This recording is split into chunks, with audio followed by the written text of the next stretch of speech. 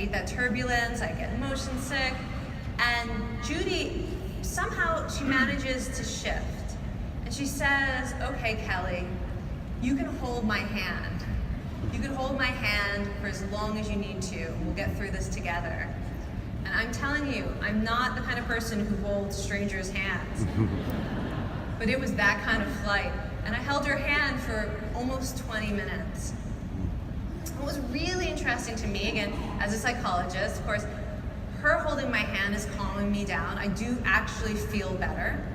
But she is like the queen of serene now. This woman who had been just as panicked as I was. Something had switched in her when she shifted from worrying about the flight herself to worrying about me and offering to help support me through my stress.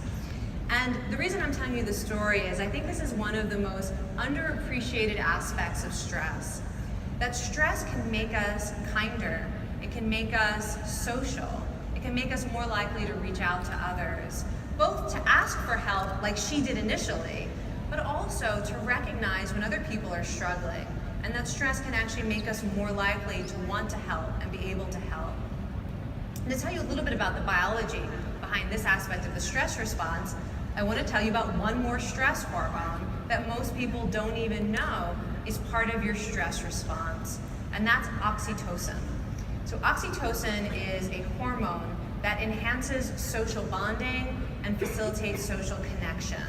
So when your oxytocin levels are high, you are more likely to want to be around other people you care about. You are maybe likely to crave a conversation or a hug. You're more likely to help people you care about. Oxytocin can even increase your empathy and your emotional intelligence so that you better understand people's facial expressions. You're better able to take their point of view. Now, oxytocin can make us so pro-social, such better versions of ourselves, that many people have suggested that we should snort it on a daily basis in order to become these best pro-social versions of ourselves. But I'm here to tell you, you don't need to order it off the internet and snort it, because it is a stress response and you are probably pumping this stuff out on a regular basis. Anytime you have a stressful experience that is bigger than yourself. So the oxytocin as a stress hormone, it's most likely to rise when you are faced with a stressful situation where you're not the only one in it or you cannot control it on your own. And this is part of the brilliance of your own stress response. Because if this were a problem you could just solve, your body would give you energy, would give you that adrenaline and help you rise to the challenge. Right? If this is a crisis that's over, it's gonna help you learn and grow. But if you're in a stressful situation and you cannot handle it on your own, there's nothing to fix, there's nothing to take charge of, at least not on your own, your body will produce a social stress response that is nudging you to go outside of yourself. Maybe find people who care about you and are willing to support you. Maybe to find other people who are in the same boat so that you can team up and work together. And maybe to recognize when someone you care about is struggling and give you that little bit of extra courage and motivation to help them with their stress. This is a social stress response. One thing that's really interesting about a social stress response is its primary function is to make you reach out to others. But it has some very lovely side effects on your state of mind.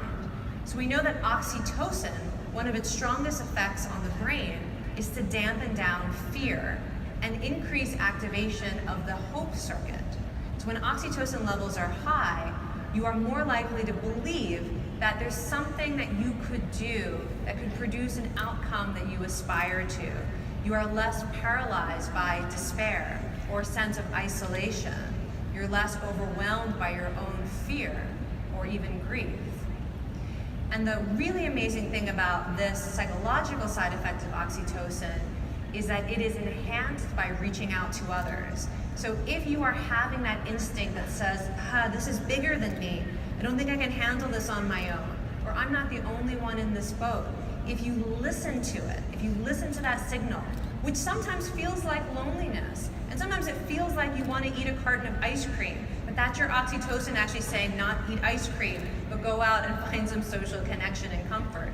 If you listen to it and you experience social connection, all of these psychological benefits are amplified.